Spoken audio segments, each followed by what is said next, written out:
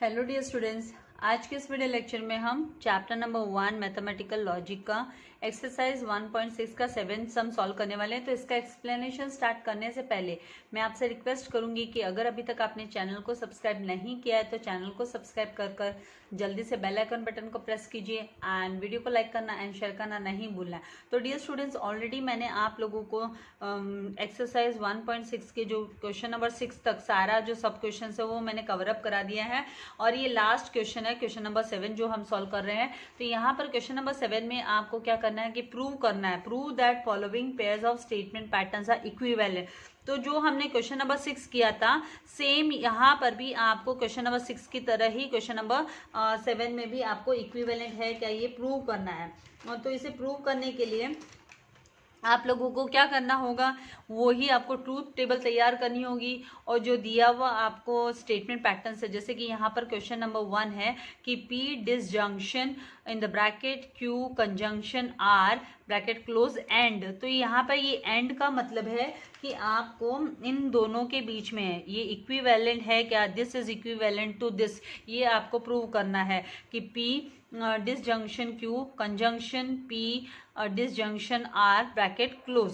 तो ये जो क्वेश्चन है ये सेम एज सिमिलर है एग्जैक्टली आपका जो क्वेश्चन नंबर 6 है, क्वेश्चन नंबर 6 का सेम टू सेम ये वाला आपका क्वेश्चन है। तो आपको क्या करना है, ये जो क्वेश्चन नंबर 6 का फर्स्ट है ये सेम आपको 7th क्वेश्चन को सॉल्व करने में आपको हेल्प हो जाएगी। तो आप इसके स्क्रीनशॉट लेकर, ये वाला सम मैं आपको अभी नहीं करा रही हूँ क्योंकि ये सेम मैंने करवा चुका है क्वेश्चन नंबर 6 में। तो ये स्क्रीनशॉट आप ले लीजिए एंड आपको, क्योंकि सेम पूरा का पूरा स्टेटमेंट पैटर्न दिया हुआ है सेम तरीके से, तो ये वाला आपको ले लेना है यहाँ पर। तो मैं यहाँ पर आप लोगों के लिए लिख देती हूँ कि रिफर क्वेश्चन नंबर 6 सब क्वेश्चन 1 सॉल्यूशन, वो आपको रिफर कर लेना है इसके लिए।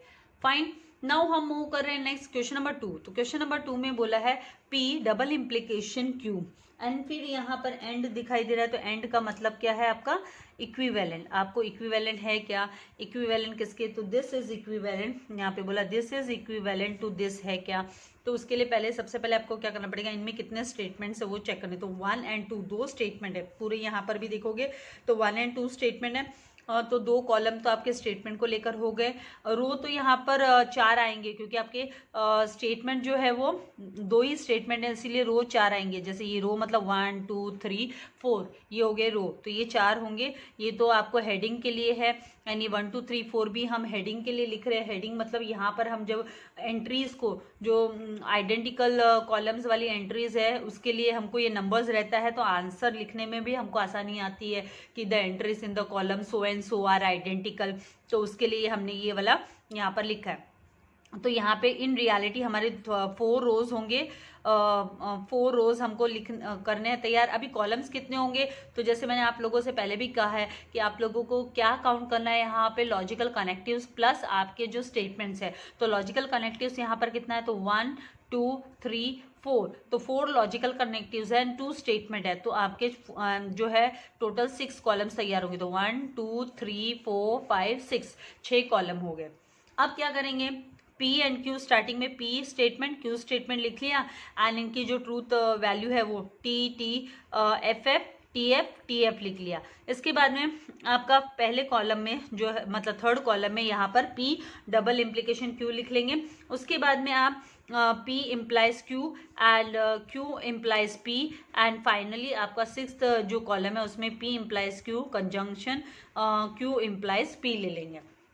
अब क्या करेंगे, डबल इम्प्लीकेशन में आप लोगों को कंसोलिडेटेड जो ट्रूथ टेबल मैंने आप लोगों को दिया था, तो उस वीडियो का लिंक मैं आप लोगों के लिए डिस्क्रिप्शन में डाल दूंगी। अगर आप नए हो, आप पहली बार ये वाला ही वीडियो डायरेक्टली आप देख रहे हो, तो वो कंसोलिडेटेड का भी आप जरूर से देखिएगा। तो कंसोलिडेटेड में आपको हेल्प मिल जाएगी कि जब डबल इम्प्लीकेशन है तो आपको 2 ही चीजें याद रखनी है कि जब दोनों ट्रू होते हैं तभी भी ट्रू होता है और दोनों फॉल्स होते हैं तभी भी ट्रू होता है। तो यहाँ पर दोनों ट्रू कहाँ पर है आपको वो चेक करना है कि दोनों भी ट्रू कहाँ पर है। तो आप देखोगे कि पहले इसमें दोनों ट्रू है, फर्स्ट स्टार्टिंग के रो में दोनों ट्रू है, तो यहाँ पर भी ट्रू लिख देंगे हम, टी आ जाएगा। एंड आपको ढूंढना है कि दोनों फॉल्स कहाँ पर है। डबल इम्प्लीकेशन की बात करें, दोनों साइड एरो जो है उसको डबल इम्प्लीकेशन वाला ये लॉजिकल कनेक्टिव है, एंड दोनों फॉल्स है, ये लास्ट रो में दोनों फॉल्स है, लास्ट रो में दोनों फॉल्स है, तो मतलब यहाँ पर भी आपका ट्रू ही आएगा, फॉल्स मत लिखना, ट्रू आएगा। तो दोनों ट्रू होने पे ट्रू, दोनों फॉल्स होने पे ट्रू, बाकी सारी कंडीशन में फॉल्स। तो बाकी सारी कंडीशन अगर टी एफ टी इस तरीके से, तो आपको फॉल्स लिखना है। तो ये एफ हो गया। इसके बाद में अभी आपको क्या करना होगा, यहाँ पर अब आप करेंगे कि P इम्प्लीकेशन Q, मतलब P और इम्प्लाइज Q का आंसर। तो P इम्प्लाइज Q में क्या होता है, आपको चेक करना है कि भाई ये स्टार्टिंग का है, तो इसमें पहले अगर T आया, अगर पहला जो यहाँ पर स्टार्टिंग हम रीडिंग लेफ्ट से राइट में करते, तो लेफ्ट टू राइट, अगर लेफ्ट में T एंड राइट में F है, तो यहाँ पर लेफ्ट में T राइट में F है, यहीं पे एक ही जगह पे, बाकी सब जगह पे नहीं है। तो यहाँ पर आपको डायरेक्टली जब टी एफ होता है, आपको याद रखना है इम्प्लीकेशन की कंडीशन में, सिंगल इम्प्लीकेशन की कंडीशन में, इफ एंड देन की कंडीशन में अगर टी एफ आया तो आपका फॉल्स होगा, बाकी सारी कंडीशन में ये ट्रू होने वाला है। तो यहाँ पे टी हमने लिख दिया।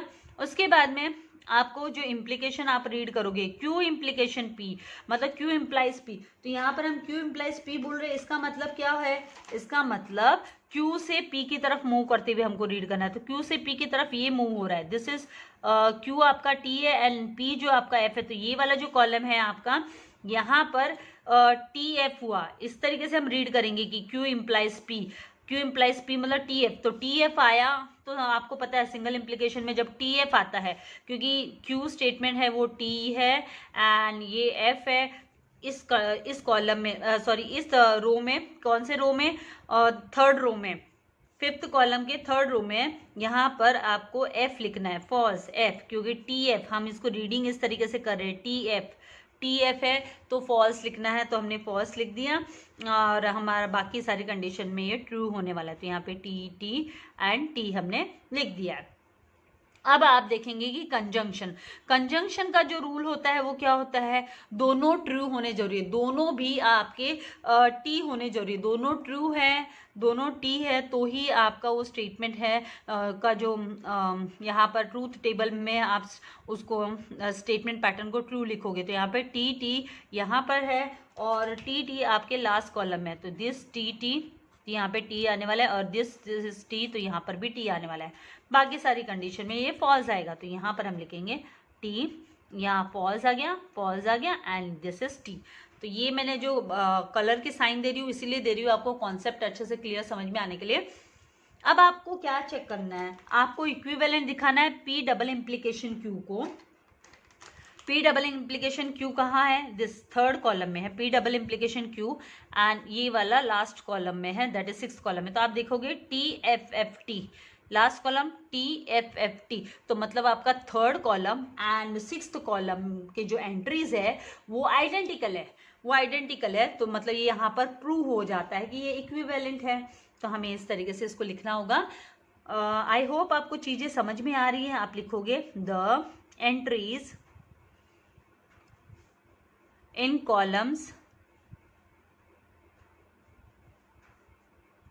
3 and 6 are आइडेंटिकल मतलब सेम। ये जो ट्रूथ टेबल इनका जो फाइनल आंसर आया टी एफ टी, यहाँ पर भी हमें आप लोगों को ये वाला हम ले रहे हैं, ये हमारा ये एंड ये हम ले रहे हैं, तो मतलब ये दोनों सेम है, आइडेंटिकल है। Therefore, P double implication Q is equivalent का साइन, ये इक्विवेलेंट का सिंबल हो गया, P single implication Q, conjunction Q single implication P, इस तरीके से ले लेना है। आपको चाहिए तो आप इसकी स्क्रीनशॉट ले लीजिए। हम नेक्स्ट क्वेश्चन पर मूव करते हैं, क्वेश्चन नंबर 3 पर। नाउ ये आधा काम मैं आप लोगों के लिए करके रखती हूँ कि ताकि आपका ज़्यादा समय न लेते हुए मैं आप लोगों को एक्सप्लेनेशन फटाफट दे दूँ।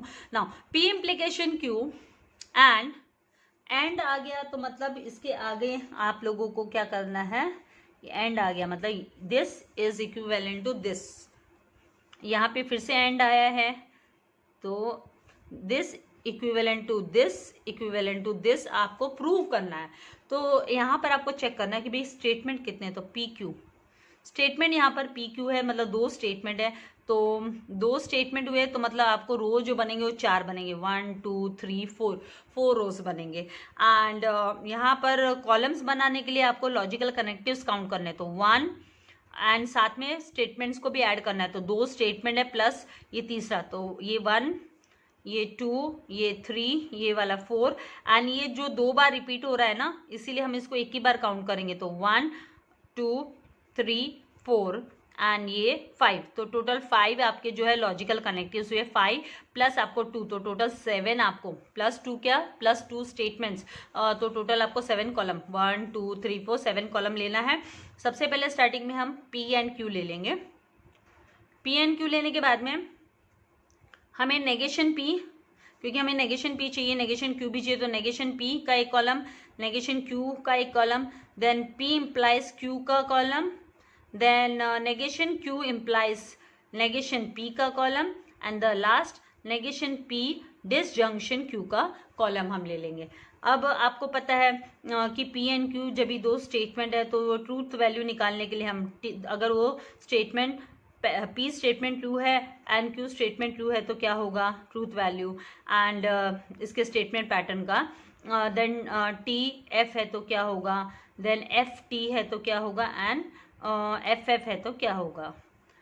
तो आपको याद रखना है T T F F T F T F. फिर नेगेशन, ये ऑलवेज आपका एप्लीकेबल है जब आपका रो आपको 4 ही रो बनाना है और आपके 2 स्टेटमेंट ही है, ओनली 2 स्टेटमेंट्स ही है तभी। नाउ नेगेशन पी क्या होगा, तो यहाँ पर नेगेशन पी टी का अपोजिट एफ, टी का अपोजिट एफ हो गया, एफ का अपोजिट टी, एफ का अपोजिट टी हो गया। उसके बाद में नेगेशन क्यू, टी का अपोजिट एफ, एफ का अपोजिट टी, टी का अपोजिट एफ एंड एफ का अपोजिट टी ले लिया।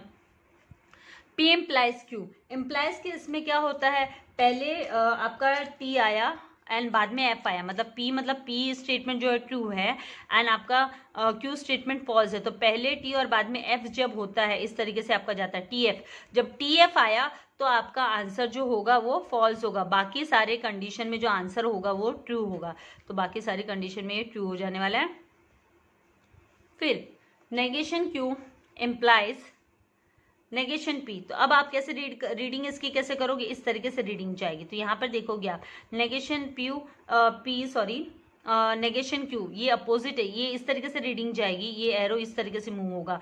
टी एफ जब रीडिंग आई, आपको दूसरे कलर से मैं बता देती हूँ, जब ये टी एफ इस तरीके से रीडिंग जब आएगी आपकी, क्योंकि हमको negation P implies negation Q implies negation P लेना है, तो टी एफ इस तरीके से आया तो फिर आपकी यहाँ पर वैल्यू जो है वो फॉल्स आने वाली है। वैसे भी यहाँ पर एक और ट्रिकी वे है ना कि ये अपोजिट है, तो हम पी के जगह पे नेगेशन मतलब ये अपोजिट हो गया इसका negation Q and negation P, जो अपोजिट वैल्यूज हो जाती है ना, यहाँ पर ये टी एफ है तो यहाँ पे एफ टी हो गया, तो इसकी रीडिंग भी उस तरीके से जाती है, तो यहाँ पे फॉल्स हो गया, बाकी सारी कंडीशन में ट्रू ट्रू ट्रू हो गया। फाइन। उसके बाद में लास्ट कॉलम बचा, लास्ट कॉलम में नेगेशन पी, कहाँ है negation P, this is the negation P, तो नेगेशन पी एंड आपको क्यू का डिसजंक्शन, तो डिसजंक्शन में आप कहाँ पहले कोई भी रीड करो या बाद में कोई भी रीड करो, कोई फर्क नहीं पड़ता, इसमें आपको खाली एक ही चीज चेक करनी कि भाई दोनों फॉल्स है क्या। अगर दोनों भी फॉल्स होते हैं, ये बोथ आर फॉल्स, दोनों फॉल्स है तो स्टेटमेंट जो है वो फॉल्स होगा, उसकी जो ट्रूथ वैल्यू होगी वो फॉल्स होगी, अदरवाइज क्या होता है ट्रू होता है। तो आपको क्या negation P and disjunction Q देखना है, तो आप देखोगे कि ये दोनों फॉल्स है, F F negation P and disjunction Q, यहाँ पर एफ है, बाकी सारी कंडीशन में T F T T F T, तो दोनों भी एफ है, मतलब आपका जो स्टेटमेंट है वो जो ट्रूथ वैल्यू है स्टेटमेंट पैटर्न की वो फॉल्स हो गई, बाकी सारी कंडीशन में ये ट्रू होगी, टी टी टी, तो बाकी सारी कंडीशन में टी टी हो गया। तो इसका मतलब आपका जो फाइनल आंसर है वो क्या, पी इम्प्लाइज क्यू, आप चेक कर रहे हो, is equivalent to negation P, Q implies negation P, then equivalent to negation P disjunction Q. आपको ये सब सर्कल वगैरह मार्किंग नहीं करनी है, ये जस्ट मैं आप लोगों को समझाने के लिए बता रही हूँ। तो अब आपको फाइनली इसका आंसर क्या लिखना है, आप देख रहे हो कि तीनों 5th 6th and 7th column में आइडेंटिकल है, सेम है। तो आप लिखेंगे कि the entries in columns 5, 6 and 7 are identical.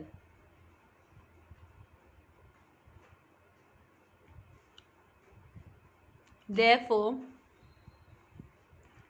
P double implication Q यहाँ पर डबल इम्प्लीकेशन नहीं, सॉरी सिंगल इम्प्लीकेशन है, यहाँ पर हमको सिंगल इम्प्लीकेशन ही लेना है।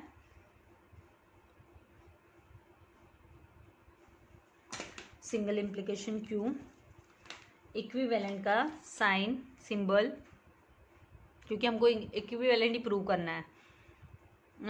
Negation Q implies negation P equivalent negation P disjunction Q, hence proved।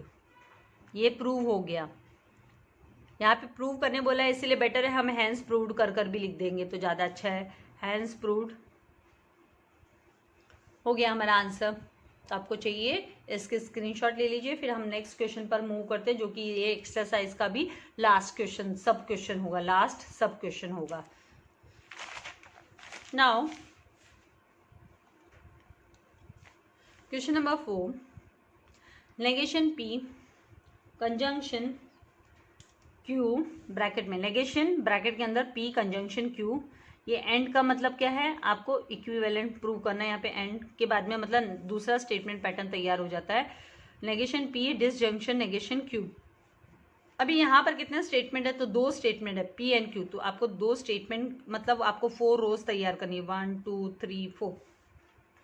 इनको नहीं काउंट करना है आपको, ये तो हेडिंग वाली चीजें हो गई, हेडिंग वाली होगी। आपको 4 रोज तैयार करना है, जिसमें आप T F F इस तरीके से लिख लोगे, और T F ये तो जस्ट आपको क्विकली कि भाई जब दोनों भी स्टेटमेंट ट्रू है, एक ट्रू है दूसरा फॉल्स है, एक फॉल्स है दूसरा ट्रू है, दोनों भी फॉल्स है, तो उसकी ट्रूथ वैल्यूज हमको निकालने के लिए स्टेटमेंट पैटर्न्स की। फिर बाद में आपको कितने कॉलम्स तैयार करने हैं, तो कॉलम्स के लिए आपको स्टेटमेंट, नंबर ऑफ स्टेटमेंट कितने, 2 स्टेटमेंट है, and logical connectives 1 2 and 3 4 5 logical connectives है। तो 5 लॉजिकल कनेक्टिव्स प्लस आपके 2 स्टेटमेंट्स, तो टोटल 7 आपके कॉलम्स तैयार होंगे। तो 7 कॉलम्स रेडी रखे मैंने।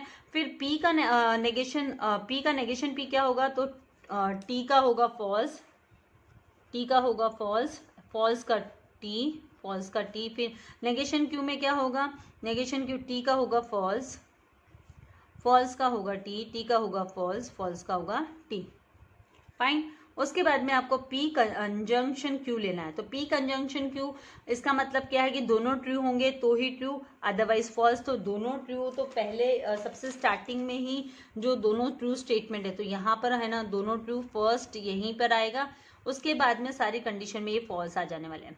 फॉल्स आ गया, TF है, FT है, FF है, तो फॉल्स आ गया। अभी नेगेशन, इसका नेगेशन लेना है हमको।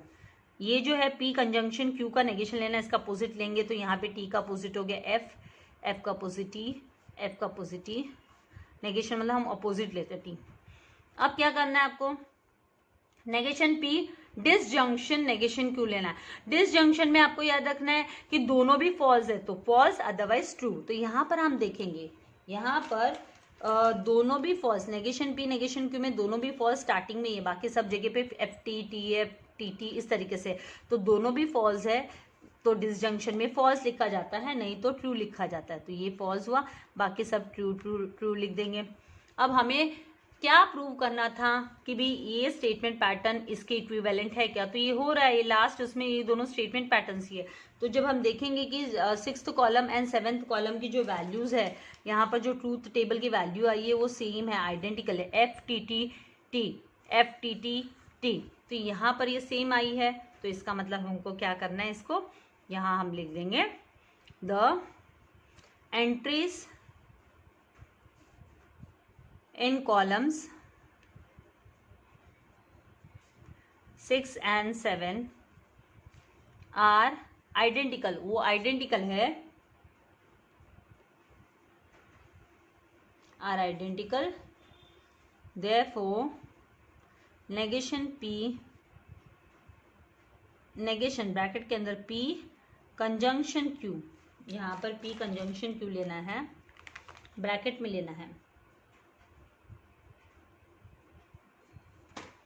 बोलते बोलते छोटे छोटे एरर कभी कभी होते हैं, आप लोग लिखेंगे उस वक्त आप किसी से बात नहीं कर रहे होंगे तो डेफिनेटली कोई मिस्टेक नहीं होगी। Negation P disjunction negation Q, इसके इक्विवेलेंट हुआ हैंस प्रूव्ड, यहाँ लिख देंगे हैंस प्रूव्ड। आपको चाहिए अभी इसके स्क्रीनशॉट ले लीजिए। तो हमारी एक्सरसाइज 1.6 कंप्लीट हो गई है एकदम से।